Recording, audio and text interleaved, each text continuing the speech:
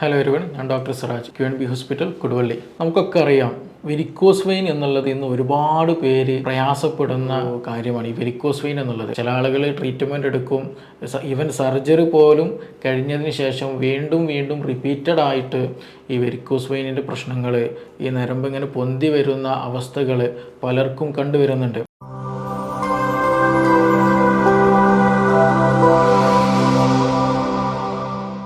യഥാർത്ഥത്തിൽ നമ്മൾ ഏതൊരു കാര്യം ട്രീറ്റ് ചെയ്യുന്നതിന് മുമ്പും അത് എന്തുകൊണ്ടാണ് വരുന്നത്, എന്താണ് അതിന് പിന്നിലുള്ള കാരണം എന്നുള്ളത് നമുക്ക് മനസ്സിലാക്കാൻ കഴിഞ്ഞാൽ അത് വീണ്ടും വീണ്ടും വരുന്നത് നമുക്ക് ശ്രദ്ധിക്കാനും അത് നിർത്തലാക്കാനും ഒരുപാട് നമുക്ക് സഹായമാണ്. അപ്പോൾ അതുകൊണ്ട് തന്നെ ഈ വെരിക്കോസ് വെയിൻ എന്താണ്, അതെങ്ങനെയാണ് വരുന്നത്, അതെങ്ങനെ വരാണ്ടിരിക്കാൻ നമ്മൾ എന്തൊക്കെ ചെയ്യും, അതുപോലെ ആർക്കൊക്കെയാണ് ഇത് കൂടുതൽ വരുന്നത് തുടങ്ങിയ വിഷയങ്ങളാണ് ഇന്ന് നമ്മളിവിടെ ഡിസ്കസ് ചെയ്യാൻ ഉദ്ദേശിക്കുന്നത്. ഇപ്പോൾ നമുക്കൊക്കെ അറിയാം, ഈ വെരിക്കോസ് വെയിൻ എന്ന് പറഞ്ഞാൽ നമ്മുടെ മോസ്റ്റ്ലി നമ്മുടെ കാൽമുട്ടിൻ്റെ താഴോട്ട് നരമ്പുകളെല്ലാം തടുത്തിട്ട് ഒരു സിഗ്സാഗ് പോലെ ആയിട്ടും ഒരു പ്രത്യേക ഷേപ്പില്ലാണ്ട് വീർത്ത് തടിച്ചിട്ട് നമുക്ക് കാണാൻ കഴിയുന്ന ഒരു കണ്ടീഷനാണ് ഈ പറയുന്ന വെരിക്കോസ് വെയിൻ എന്ന് പറയുന്നത്. ചില ആളുകൾക്ക് അതൊരു നീലിച്ച പോലെ അല്ലെങ്കിൽ ഒരു പച്ച കളറും ഒരു പർപ്പിൾ കളറൊക്കെ ആയിട്ട് എന്ത് ചെയ്യും, അത് കാണാൻ കഴിയും. അതേപോലെ തന്നെ ചില ആളുകൾക്ക് അതിന് ബ്ലീഡിങ് വരാറുണ്ട്, അത് പിന്നീട് അൾസറായിട്ട് വരും, നല്ല വീക്കം വരും, നല്ല ചൊറിച്ചിലുണ്ടാകും, നല്ല ഇച്ചിങ് ഉണ്ടായിരിക്കും, അവിടുത്തെ കളറൊക്കെ മാറി സ്കിന്ന് തന്നെ കേടുവന്ന് പോകുന്ന അല്ലെങ്കിൽ സ്കിന്നിന് തന്നെ വലിയ മാറ്റം സംഭവിക്കുന്ന ബുദ്ധിമുട്ടുകൾ പോലും ഈ വെരിക്കോസ് വെയിന് കാരണമായിട്ട് ഉണ്ടാകാറുണ്ട്. അപ്പോൾ എന്താണ് യഥാർത്ഥത്തിൽ വെരിക്കോസ് വെയിന്? നമുക്കൊക്കെ അറിയാം, നമ്മുടെ ബ്ലഡ് പമ്പ് ചെയ്യുന്നത് ഹൃദയമാണ്. ഈ ഹൃദയം എന്ത് ചെയ്യും, മിടിക്കുന്ന സമയത്ത് ബ്ലഡ് ആർട്ടറികളിലൂടെ, അതായത് ധമനികളിലൂടെ അത് ശരീരത്തിൻ്റെ എല്ലാ ഭാഗങ്ങളിലേക്കും പമ്പ് ചെയ്യും, എത്തിപ്പെടും. പിന്നീട് അതേ ബ്ലഡ് എന്ത് ചെയ്യണം, റിട്ടേൺ പോകണം ഇവിടേക്ക്, ഹൃദയത്തിലേക്ക്. അപ്പോൾ യഥാർത്ഥത്തിൽ ബ്ലഡ് പോകുന്ന വഴിയും തിരിച്ച് റിട്ടേൺ വരുന്ന വഴിയും രണ്ട് റൂട്ടാണ്. ഒന്ന് ധമനികളിലൂടെ എന്ത് ചെയ്യും, ശരീരത്തിൻ്റെ എല്ലാ ഭാഗങ്ങളിലേക്കും ബ്ലഡ് എത്തും. തിരിച്ച് റിട്ടേൺ വരുന്നത് സിരകളിലൂടെയാണ്, നമ്മൾ മലയാളത്തിൽ അങ്ങനെയാണ് പറയാറുള്ളത്. അപ്പോൾ ഇത് രണ്ടിലുള്ള വ്യത്യാസം എന്താണെന്ന് വെച്ചാൽ, ഫോർ എക്സാമ്പിൾ ഞാൻ ചെറുതായിട്ട് പെട്ടെന്ന് സിമ്പിളായിട്ട് മനസ്സിലാക്കുന്ന രീതി പറഞ്ഞുതരാം. അത് നമ്മുടെ കാല് അല്ലേ, അതിപ്പോഴും താഴോട്ടാണല്ലേ. അപ്പോൾ താഴെ നിന്നുള്ള ബ്ലഡ് എന്ത് ചെയ്യണം, മുകളിലോട്ട് പോകണം. ഹൃദയം മുകളിലാണല്ലോ, അപ്പോൾ അത് മുകളിലോട്ട് പോകണം എന്നുണ്ടെങ്കിൽ വളരെ ബുദ്ധിമുട്ടാണ്. കാരണം ഗ്രാവിറ്റേഷണൽ ഫോഴ്സ് ഉണ്ട് താഴോട്ടെപ്പോഴും, ഒരു ഗ്രാവിറ്റേഷണൽ ഫോഴ്സ് ഉള്ളത് കൊണ്ട് തന്നെ താഴെയുള്ള രക്തം എന്ത് ചെയ്യണം, ഹൃദയത്തിലേക്ക് പമ്പ് ചെയ്ത് എത്തണം എന്നുണ്ടെങ്കിൽ ഒരു എക്സ്റ്റേണൽ ഫോഴ്സ് അല്ലെങ്കിൽ ഒരു കുറച്ചും കൂടി ഒരു എക്സ്ട്രാ വർക്ക് ഈ പറയുന്ന രക്തക്കുഴലുകളിൽ ഈ സിരകൾ എടുക്കേണ്ടി വരും. അപ്പോൾ അതുകൊണ്ട് തന്നെ ഈ സിരകളിൽ ഈ പറയുന്ന രക്തക്കുഴലുകളിൽ ചെറിയ വാൽവുകൾ എന്തുണ്ട്, അതിലുണ്ട്.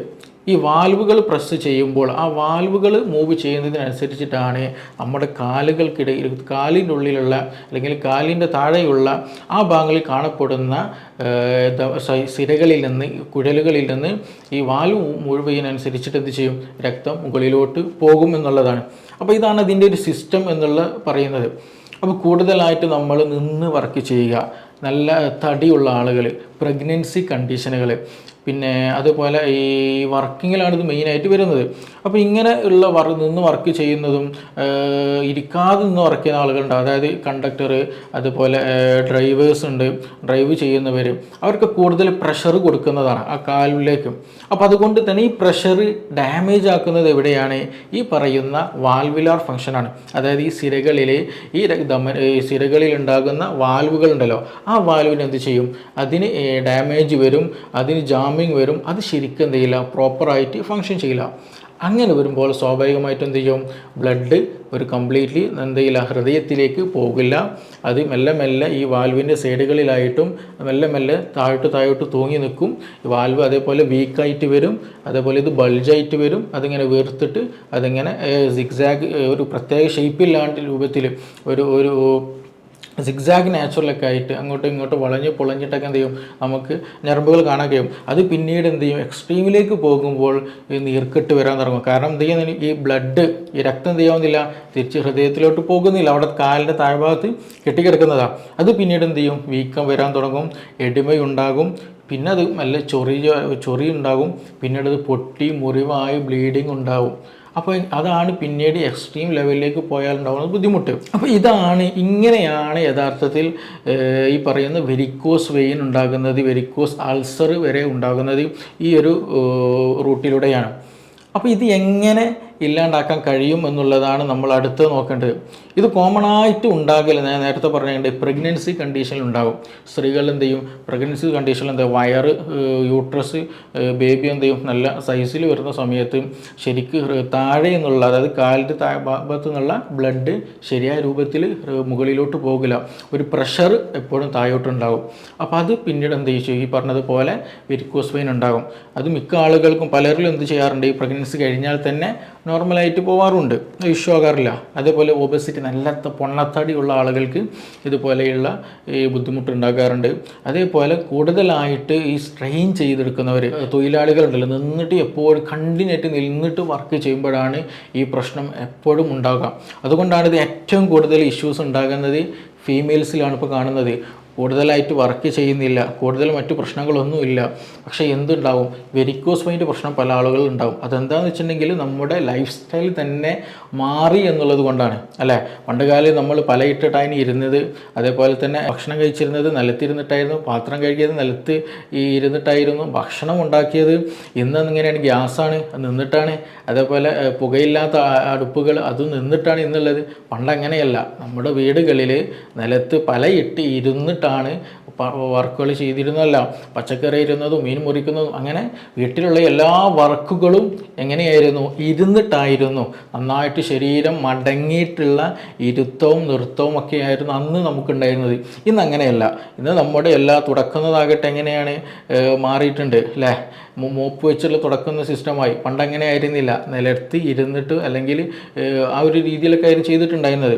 അപ്പോൾ നമ്മുടെ സ്ത്രീകൾ, വീട്ടിലുള്ള സ്ത്രീകളുടെ മിക്ക പ്രവർത്തികളും നിന്നിട്ടുള്ളതായി മാറിയത് കൊണ്ട് തന്നെ ഈ പറയുന്ന നമ്മുടെ കാലിനും അത് പ്രശ്നമാണ്. അതേപോലെ കാലിലുള്ള സർക്കുലേഷനും അത് ബാധിക്കും.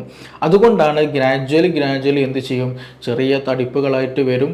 അന്നൊന്നും നമ്മൾ കാര്യമാക്കില്ല, കാരണം നമുക്ക് വലിയ ബുദ്ധിമുട്ടുണ്ടാവില്ല, വലിയ പ്രശ്നങ്ങളൊന്നും ഉണ്ടാവില്ല. അപ്പോൾ നമ്മളത് ശ്രദ്ധിക്കാണ്ട് വീണ്ടും എന്ത് ചെയ്യും, അതേ ജോലികളിൽ ഏർപ്പെടും, അതേ ലൈഫ് സ്റ്റൈൽ നമ്മൾ ഫോളോ ചെയ്യും. പിന്നീട് അത് ഗ്രാജ്വലി വീണ്ടും മെല്ലെ ഈ വീക്കം കൂടി വരും, മെല്ലെ നീർക്കെട്ട് വരും, ചൊറി വരാൻ തുടങ്ങും, ബ്ലീഡിങ് വരെ ഉണ്ടാകും, അൾസർ ആയിട്ട് വരെ മാറും ചെയ്യും. അതിന് കൂടെ തന്നെ ഡയബറ്റിക് ഉള്ളവർക്ക്, ഷുഗർ ഉള്ളവർക്ക് ഇത് പെട്ടെന്ന് തന്നെ വരാനുള്ള സാധ്യത വളരെ കൂടുതലാണ്. പെട്ടെന്ന് സിവിയാരിറ്റിയിലേക്ക് നീങ്ങുകയും ചെയ്യും. കൂടുതലായിട്ട് ഷുഗർ ഉള്ളവരുണ്ടെങ്കിൽ അത് പ്രത്യേകം ശ്രദ്ധിക്കേണ്ടതാണ്. അപ്പോൾ അതുകൊണ്ട് തന്നെ ഇതെല്ലാമാണ് ഇതിൻ്റെ പ്രധാനമായിട്ടുള്ള കാരണങ്ങൾ എന്ന് പറയുന്നത്. ഈ പറയുന്ന കണ്ടിന്യൂ ആയിട്ട് നിന്ന് ജോലി ചെയ്യുക എന്നുള്ളതാണ്. കണ്ടിന്യൂ ആയിട്ട് നമ്മുടെ കാലിന് പ്രഷർ കൊടുക്കുക എന്നുള്ളതാണ്. അപ്പോൾ ഇത് എങ്ങനെ വരാണ്ടിരിക്കുമെന്ന് ചോദിച്ചാൽ പ്രധാനമായിട്ട് ശ്രദ്ധിക്കേണ്ടത് കണ്ടിന്യൂ ആയിട്ട് നിൽക്കുന്ന സിറ്റുവേഷൻ ഒഴിവാക്കുക എന്നുള്ളതാണ്. തുടർച്ചയായിട്ട് എന്ത് ചെയ്യരുത്, നിന്ന് ജോലി ചെയ്യരുത്. നമ്മളിപ്പോൾ വീട്ടിൻ്റെ ഉള്ളിൽ തന്നെ മീൻ മുറിക്കുന്നത് ഇപ്പോൾ നിന്നിട്ടാണെന്നുണ്ടെങ്കിൽ പച്ചക്കറി അരിയുന്ന നിലത്ത് ഇരുന്നിട്ട് അരിയാൻ ശ്രദ്ധിക്കുക. അപ്പോൾ അങ്ങനെ കണ്ടിന്യൂ ആയിട്ട് എന്ത് ചെയ്യരുത്, ഒരേ നൃത്തം നിന്ന് പോകരുത്. അത് നമ്മൾ എല്ലാ ജോലി എടുക്കുന്നവർ നിന്നിട്ട് ഏതൊക്കെ ജോലി ചെയ്യുന്നുണ്ടോ അവരെല്ലാവരും ശ്രദ്ധിക്കേണ്ട കാര്യമാണ്. കണ്ടിന്യൂ ആയിട്ട് എന്ത് ചെയ്ത് നിൽക്കരുത്. ഇടയ്ക്കെല്ലാം നമ്മുടെ കാലിന് റിലാക്സേഷനും ഒരു മൂവ്മെൻറ്റും കാര്യങ്ങൾ വരുത്തണം. ഇല്ലെങ്കിൽ ഈ പറയുന്ന മുട്ടുവേദന വരും, തേയ്മാനം ഉണ്ടാകും, ഈ വെരിക്കോസ് അൾസർ, വെരിക്കോസ് വെയിൻ, ഇതിൻ്റെയൊക്കെ എല്ലാ പ്രശ്നങ്ങളും ഉണ്ടാകാൻ സാധ്യത ഈ ഒരു സെഡൻറ്ററി ലൈഫാണ്. ശരിക്കും കാല് അനക്കുന്നില്ല, മടക്കുന്നില്ല, മൂവ് ചെയ്യുന്നില്ല, റെസ്റ്റ് കൊടുക്കുന്നില്ല എന്നുള്ളതാണ്. അപ്പോൾ അതുകൊണ്ട് തന്നെ കണ്ടിന്യൂ ആയിട്ട് നിൽക്കുന്ന അല്ലെങ്കിൽ ആ ഒരു സിറ്റുവേഷൻ എന്ത് ചെയ്യണം, നമ്മൾ ഒഴിവാക്കണം. അതേപോലെ എന്തെങ്കിലും കൂടുതലായിട്ട് വെയിറ്റ് എടുക്കുന്ന ജോലി എന്തെങ്കിലും ഉണ്ടെങ്കിൽ അതും എന്ത് ചെയ്യണം, നമ്മൾ ഒഴിവാക്കേണ്ടതാണ്. അപ്പോൾ ഈ ലൈഫ് സ്റ്റൈൽ നമ്മൾ നമുക്ക് എത്രത്തോളം വരുത്താൻ കഴിയുന്നോ അത്രത്തോളം നമുക്ക് എന്ത് ചെയ്യാൻ കഴിയും, ഇത് ശ്രദ്ധിക്കാനും കഴിയും. അതേപോലെ ഇനി അഥവാ ഇത് ആർക്കെങ്കിലും വരുന്നുണ്ടെങ്കിൽ അല്ലെങ്കിൽ ഇത് ചെറിയ അടയാളം നമ്മുടെ കാലിൻ്റെ ഭാഗത്തൊക്കെ, കാൽപാദത്തിൻ്റെ ഭാഗത്തൊക്കെ ആയിട്ട് എന്തൊരു ചെറിയ ഞരമ്പുകൾ ഇങ്ങനെ പൊന്തി വരുന്നത് കാണാൻ കഴിയും. അങ്ങനെയുള്ളവരൊക്കെ ഉണ്ട് എന്നുണ്ടെങ്കിൽ അതൊരു സിവിയാരിറ്റിയിലേക്ക് എത്താതെ തന്നെ എന്ത് ചെയ്യാം, ചെറിയ രൂപത്തിൽ എക്സസൈസ് ചെയ്തിട്ടൊക്കെ മാറ്റം വരുത്തേണ്ടതാണ്. പിന്നെ ഇതിൽ ട്രീറ്റ്മെൻറ്റ് വളരെ ഇമ്പോർട്ടൻ്റ് ആയിട്ടുള്ള കാര്യമാണ്. കാരണം പല ആളുകളും ട്രീറ്റ്മെൻറ്റ് ചെയ്തിട്ടും വീണ്ടും വരുന്ന ഒരു അവസ്ഥയുണ്ട്. ഈവൻ സർജറി പോലും ചെയ്തിട്ടും. അതെന്തുകൊണ്ടാണ് അങ്ങനെ വരുന്നതെന്ന് ചോദിച്ചിട്ടുണ്ടെങ്കിൽ മറ്റൊന്നുമല്ല, നേരത്തെ പറഞ്ഞതുപോലെ നമ്മുടെ ലൈഫ് സ്റ്റൈൽ മാറ്റണം. ട്രീറ്റ്മെൻറ്റ് കഴിഞ്ഞാൽ സർജറി കഴിഞ്ഞ് എന്ത് ചെയ്യണം, നമ്മുടെ ലൈഫ് സ്റ്റൈൽ ഒരുപാട് നേരമായിട്ടുള്ള നൃത്തങ്ങൾ ഉണ്ടെങ്കിൽ എന്ത് ചെയ്യണം, അത് ഒഴിവാക്കണം. ഈവൻ നമ്മൾ ചെയറിൽ ഇരിക്കുമ്പോൾ പോലും ഇപ്പോൾ കസേരയിൽ ഇരിക്കുമ്പോൾ പോലും നമ്മുടെ കാൽമുട്ടിൻ്റെ താഴ്ഭാഗം എങ്ങനെയാണ്, നിവർന്നിട്ടല്ലേ അല്ലേ? അപ്പോൾ അങ്ങനെ വരുമ്പോൾ പോലും എന്ത് ചെയ്യാണ്, ബോഡിയെ സംബന്ധിച്ചിടത്തോളം, കാലിനെ സംബന്ധിച്ചിടത്തോളം, അവിടെ ഉള്ള ഞരമ്പിനെ സംബന്ധിച്ചിടത്തോളം അവിടുത്തെ ബ്ലഡ് എന്ത് ചെയ്യണം, ഗ്രാവിറ്റേഷണൽ ഫോഴ്സിന് വിപരീതമായിട്ട് ഹൃദയത്തിലേക്ക് എന്ത് ചെയ്യണം, മൂവ് ചെയ്ത് കൊണ്ടുപോകണം. അപ്പോൾ അതുകൊണ്ട് തന്നെ കൂടുതലായിട്ടുള്ള വർക്കിംഗ് ലോഡ് ആർക്ക് വരും, ഈ പറയുന്ന കാലിലുള്ള മുട്ടിന് താഴെയുള്ള ആ ഒരു ഞരമ്പിലേക്ക് ഉണ്ടാകും. അപ്പോൾ നമ്മൾ കൂടുതലായിട്ട് ഈവൻ ഇരിക്കുന്ന സമയത്ത് പോലും അവരിലും എന്തുണ്ടാകും, ഈ പറയുന്ന അസുഖങ്ങളുണ്ട്. കൂടുതൽ കമ്പ്യൂട്ടർ വർക്കുള്ളവർ, IT ജോബ് ചെയ്യുന്നവർ, അവർക്കൊക്കെ ഇത് ഉണ്ടാകാനുള്ള സാധ്യത വളരെ കൂടുതലാണ്. അവർ എന്ത് ചെയ്യണമെന്ന് വെച്ചിട്ടുണ്ടെങ്കിൽ, നമ്മൾ ഇരുന്ന് വർക്ക് ചെയ്യുമ്പോൾ വലത്തെ കാലം എന്ത് ചെയ്യുക, നമ്മൾ ഇരിക്കുന്ന ചെയറിലേക്ക് കയറ്റി വെക്കുക. നമ്മൾ ചമ്രം പടിഞ്ഞിരിക്കുന്ന ഒരു സ്റ്റൈൽ ഉണ്ടല്ലോ, എന്നതുപോലെ ഒരു കാല് കയറ്റി വെക്കുക. പിന്നെ അത് കഴിഞ്ഞതിന് ശേഷം ഒരു നിശ്ചിത സമയം കഴിഞ്ഞാൽ അടുത്ത കാലം എന്ത് ചെയ്യുക, മുകളിലിട്ട് കയറ്റി വെക്കാം. മറ്റേത് നോർമൽ സാധാ പോലെ വെക്കാം. അങ്ങനെ കണ്ടിന്യൂ ആയിട്ട് ഏതെങ്കിലും ഒരു കാല് താഴ്ത്തിയിട്ടും മടക്കിയിട്ടൊക്കെ ആയിട്ട് ഇരിക്കാൻ ശ്രദ്ധിക്കണം. ഞാൻ നേരത്തെ പറഞ്ഞതുപോലെ കണ്ടിന്യൂ ആയിട്ട് എന്ത് ചെയ്യരുത്, കാലിങ്ങനെ താഴോട്ട് ഇറക്കി വെക്കരുത്. അത് നേരത്തെ പറഞ്ഞതുപോലെ ഗ്രാജ്വലി എന്ത് ചെയ്യും, പെട്ടെന്നല്ലത് ഉണ്ടാവുക. ഗ്രാജ്വലി മെല്ലെ മെല്ലെ പതിയെ ഇത് നമ്മുടെ ഈ ഞരമ്പുകളെ വീക്കാക്കി കൊണ്ടുവരും. ഈ സിരകൾ എന്ത് ചെയ്യും, ഈ വാൽവുകളെ വീക്കാക്കി കൊണ്ടുവരികയാണ് ചെയ്യുന്നത്. പിന്നെ മറ്റൊന്ന് ചെയ്യണമെങ്കിൽ നമ്മൾ എക്സസൈസ് ചെയ്യാൻ ശ്രദ്ധിക്കണം. ഈ പറയുന്ന ഞാൻ പറഞ്ഞാൽ ജോലി ചെയ്യുന്നവർ, ലോങ് സ്റ്റാൻഡിങ് ആയിട്ട് നിന്നിട്ട് ജോലി ചെയ്യുന്നവർ എന്ത് ചെയ്യാം, എക്സസൈസ് ചെയ്യാൻ ശ്രദ്ധിക്കുക. പ്രത്യേകിച്ച് കാലിലേക്കുള്ള സർക്കുലേഷൻ വളരെ ഇമ്പോർട്ടൻ്റ് ആണ്. അതാണ് ശ്രദ്ധിക്കേണ്ടത്. അതിനെന്ത് ചെയ്യണമെന്ന് വെച്ചിട്ടുണ്ടെങ്കിൽ, നമ്മുടെ തമ്പ് നമ്മൾ സ്ട്രൈറ്റ് ആയിട്ട് നിൽക്കുക. സ്ട്രൈറ്റ് ആയിട്ട് നിന്നതിന് ശേഷം രണ്ട് തമ്പും എന്ത് ചെയ്യാം, നിലത്ത് കുത്തി വെച്ചതിന് ശേഷം ഹീൽ എന്ത് ചെയ്യണം, മുകളിലോട്ട് മെല്ലെ പൊക്കുക. ഫുള്ള് പ്രഷറോടെ വരണം നമ്മുടെ മുന്നിലുള്ള തമ്പിലേക്ക്, അല്ലെങ്കിൽ മുന്നിലുള്ള ആ രണ്ട് വിരലിലേക്ക് വരണം. എന്നിട്ട് എന്ത് ചെയ്യുക, ഹീൽ മെല്ലെ മുകളിലോട്ട് പൊക്കുക, മെല്ലെ താഴ്ത്തുക, വീണ്ടും മുകളിലോട്ട് പൊക്കുക, താഴ്ത്തുക. ഈ ഒരു മൂവ്മെൻറ്റ് എന്ത് ചെയ്യണം, ഇതിങ്ങനെ ചെയ്തുകൊണ്ടിരിക്കുക. നമ്മളിപ്പോൾ ഈവൻ കണ്ടിന്യൂ ആയിട്ട് ഇപ്പോൾ ഒരു സിറ്റിങ്ങിൽ ഇങ്ങനെ വർക്ക് ചെയ്തുകൊണ്ട് കമ്പ്യൂട്ടറിൽ വർക്ക് ചെയ്തുകൊണ്ടിരിക്കുകയാണ്. അപ്പോൾ ഒരു 15 മിനിറ്റ് അല്ലെങ്കിൽ ഒരു അരമണിക്കൂർ കഴിഞ്ഞതിന് ശേഷം എണീറ്റിട്ട് എന്ത് ചെയ്യാം, എവിടെയെങ്കിലും നിന്നിട്ട് ഇത് പെട്ടെന്ന് നമുക്ക് ചെയ്യാവുന്നേ ഉള്ളൂ. അങ്ങനെ ചെയ്യുമ്പോൾ എന്ത് ബെനിഫിറ്റ് എന്താണെന്ന് വെച്ചിട്ടുണ്ടെങ്കിൽ, നമ്മുടെ ആ ഭാഗത്തുള്ള കാഫ് മസിൽസിന് നല്ല സപ്പോർട്ട് ഉണ്ടാവും. അപ്പോൾ ഈ കാഫ് മസിൽ നല്ലോണം സ്ട്രോങ് ആയിട്ട് മൂവ് ചെയ്യും. നല്ല കൺസ്ട്രക്ഷനും റിലാക്സേഷനും നടക്കുമ്പോൾ ഈ പറയുന്നത് പോലെ അവിടുത്തെ ബ്ലഡ് എന്ത് ചെയ്യും, മുകളിലോട്ട് പമ്പ് ചെയ്യാൻ അത് ഒരുപാട് ഹെൽപ്ഫുള്ളാണ്.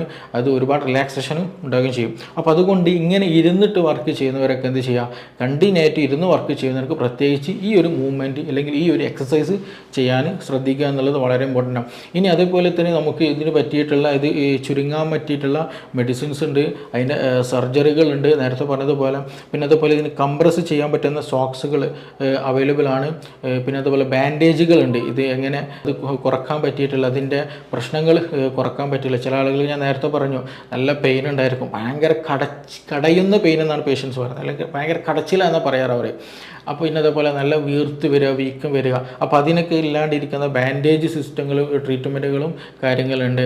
അതേപോലെ തന്നെ നമ്മൾ കിടക്കുന്ന സമയത്ത് പോലും എന്ത് ചെയ്യണം, കാൽ ഉയർത്തി വെക്കാനൊന്ന് ശ്രദ്ധിക്കണം. പ്രത്യേകിച്ച് ഈ ഇങ്ങനെയുള്ള കേസുകൾ കൂടിയിട്ട് വീക്കം ഒക്കെ വന്നിട്ടുള്ള അല്ലെങ്കിൽ നീർക്കെട്ട് വരുന്ന പേഷ്യൻസാണ് കൂടുതലായിട്ട് ഈ വിഷയത്തിൽ ശ്രദ്ധിക്കേണ്ടത്. അത് നമ്മൾ ചില ആളുകൾ, ചില പേഷ്യൻസ് എന്ത് ചെയ്യും, കിടക്കുന്ന സമയത്ത് കാലിൻ്റെ താഴെ തലയണ വെക്കുന്നൊരു പതിവുണ്ട്. അതിനേക്കാൾ ഏറ്റവും ബെറ്റർ ഓപ്ഷൻ എന്ന് പറയുന്നത് നമ്മൾ കിടക്കുന്ന ബെഡിൻ്റെ താഴെ എന്ത് ചെയ്യുക, തലയണ വെക്കുന്നതാണ് ഏറ്റവും ഉചിതം. അങ്ങനെയാകുമ്പോൾ എന്താണെന്ന് വെച്ചാൽ നമ്മൾ ഫുൾ ടൈം എന്ത് ചെയ്യും, കാല് നമുക്ക് ഉയർത്തി വെക്കാൻ തന്നെ കഴിയും. മറ്റേത് നമ്മൾ കിടക്കുന്ന സമയത്ത് മാത്രമേ തലയണ എന്തുണ്ടാവുള്ളൂ, നമ്മൾ കാലിൻ്റെ താഴെ ഉണ്ടാവുകയുള്ളൂ. പിന്നീട് അത് നമ്മൾ ഉറക്കത്തിലായി പോയാൽ തലയണ ഒരു സൈഡിലും കാലൊരു ഭാഗത്തുമായിട്ടുണ്ടാവില്ല. അപ്പോൾ അതില്ലാണ്ടിരിക്കാൻ ഏറ്റവും ബെറ്റർ ഓപ്ഷൻ കാൽ ഉയർത്തി വെക്കുന്നതിന് സമയത്ത് എന്ത് ചെയ്യുക, കിടക്കുന്ന സമയത്ത് ഈ ബെഡിന് താഴെ തലയണ വെച്ചാൽ അത് ഒന്നുകൂടെ ഹെൽപ്ഫുള്ളാണ്. അപ്പോൾ ഇതെല്ലാമാണ് നമ്മൾ പ്രധാനമായിട്ട് ശ്രദ്ധിക്കേണ്ടത്. പിന്നെ അതുപോലെ ചില കണ്ടീഷൻസ് ഞാൻ നേരത്തെ പറഞ്ഞിട്ടുണ്ടായത്, എക്സ്ട്രീമിലേക്ക് പോയാൽ വെരിക്കോസ് അൾസർ ഉണ്ടാകും. അവിടുന്ന് ഈ പറയുന്ന പോലെ വീക്കം വന്നിട്ട് അത് പൊട്ടി ഒലിച്ചിട്ട് മുറിവായിട്ട്, ഞാൻ നേരത്തെ പറഞ്ഞു ഇത് സർക്കുലേഷനെ ബാധിക്കുന്ന ഇഷ്യൂ ആണ്. അപ്പോൾ അതുകൊണ്ട് തന്നെ ശരിക്കും ഹീലിംഗ് പ്രോസസ്സ് നടക്കില്ല, പെട്ടെന്ന് ഉണങ്ങുകയില്ല. ചില ആളുകൾ ഡയബറ്റിക് പോലും ഉണ്ടെങ്കിൽ, ഡയബറ്റിക് പോലെയുള്ള പ്രശ്നങ്ങളുണ്ടെങ്കിൽ, ഷുഗർ ഉണ്ടെങ്കിൽ ഇത് ഉണങ്ങാൻ വളരെ പ്രയാസമാണ്. അപ്പോൾ അതുകൊണ്ട് തന്നെ അങ്ങനെയുള്ളവർക്ക് പ്രത്യേകമായിട്ടുള്ള ട്രീറ്റ്മെൻറ്റുകളുണ്ട്. ചില പ്രത്യേക കോമ്പിനേഷൻസ് ഓഫ് മെഡിസിൻസ് നമ്മൾ അപ്ലൈ ചെയ്താൽ തന്നെ നമുക്ക് നല്ല പോസിറ്റീവായിട്ടുള്ള റിസൾട്ട് തന്നെ കൊണ്ടുവരാവുന്നതാണ്. അവിടുത്തെ സർക്കുലേഷൻ ഇമ്പ്രൂവ് ആക്കാൻ പറ്റാവുന്നതാണ്. അതേപോലെ അവിടുത്തെ സ്കിന്നുകൾ, അവിടുത്തെ സ്കിന്ന് പല ആളുകൾക്കും ഉണ്ടാവും നല്ല ഡ്രൈ ആയിട്ട് നല്ല ഒരു കറുത്ത് ഡോട്ട് ആയിട്ടുള്ളതുണ്ടാവും. ചില ആളുകൾക്ക് നല്ല കറുപ്പ് തന്നെ ഉണ്ടാകും. കാലിൻ്റെ മുകളിലോട്ട് പ്രശ്നം ഉണ്ടാവില്ല, പക്ഷേ ആംഗിള് ആ ഭാഗത്ത് കാൽപാദം ആ സൈഡിലൊക്കെ എന്തുണ്ടാവും, ഇതേയുള്ള പ്രശ്നങ്ങളുണ്ടാകും. അതെന്താണെന്ന് വെച്ചിട്ടുണ്ടെങ്കിൽ ഈ സർക്കുലേഷൻ അവിടുത്തെ കാപ്പില്ലറി ചെറിയ ഞരമ്പുകൾ, രക്തം പോകുന്ന കുഴലുകൾ ഉണ്ടാവും, അതൊക്കെ ഡാമേജ്ഡ് ആയിട്ടാണ് അങ്ങനെ ഉണ്ടാകുന്നത്. അപ്പോൾ അതൊക്കെ നോർമലാക്കാൻ പറ്റാവുന്നതാണ്. ഇതൊരു സിവിയർ ബുദ്ധിമുട്ടല്ല, അല്ലെങ്കിൽ ഇത് മാറാത്തൊരു അസുഖമല്ല. ഇത് നമുക്ക് നല്ല രീതിയിൽ ട്രീറ്റ് ചെയ്താൽ പെട്ടെന്ന് മാറ്റാവുന്നതാണ്. അതേപോലെ തന്നെ നമ്മളെല്ലാവരും നമ്മുടെ ജീവിതത്തിൽ നമ്മുടെ ലൈഫ് സ്റ്റൈലിൽ ഈ പറയുന്ന കാര്യങ്ങൾ ശ്രദ്ധിക്കണം. ലോങ് സ്റ്റാൻഡിങ് നിൽക്കുന്നതും പിന്നെ അതുപോലെ തന്നെ ഈ ജോലികളുടെ ഇടവേളകളിൽ പ്രത്യേകം കാലുകൾ പരിഗണിച്ചുകൊണ്ട് റെസ്റ്റ് കൊടുക്കുന്ന ഒരു സംവിധാനമൊക്കെ നമ്മൾ സെൽഫായിട്ട് തന്നെ കാണണം. അത് നമ്മുടെ ജോലിയെ ബാധിക്കാനും പാടില്ല, അതേപോലെ നമ്മുടെ ആരോഗ്യത്തിന് പ്രതികൂലമാകാൻ പാടില്ല.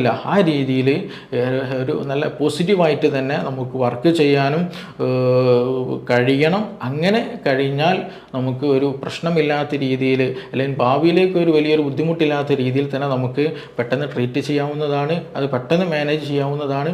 അപ്പോൾ അതുകൊണ്ട് ഇനി ഇതിൽ എന്തെങ്കിലും സംശയങ്ങൾ, എന്തെങ്കിലും ക്ലാരിഫൈ ചെയ്യാനുണ്ടെങ്കിൽ തീർച്ചയായിട്ടും നിങ്ങൾക്കിതിൽ ബന്ധപ്പെടാവുന്നതാണ്. ഓക്കെ, തീർച്ചയായും നമുക്കിനി മറ്റൊരു വിഷയമായിട്ട് വേറൊരു സമയത്ത് കണ്ടുമുട്ടാം.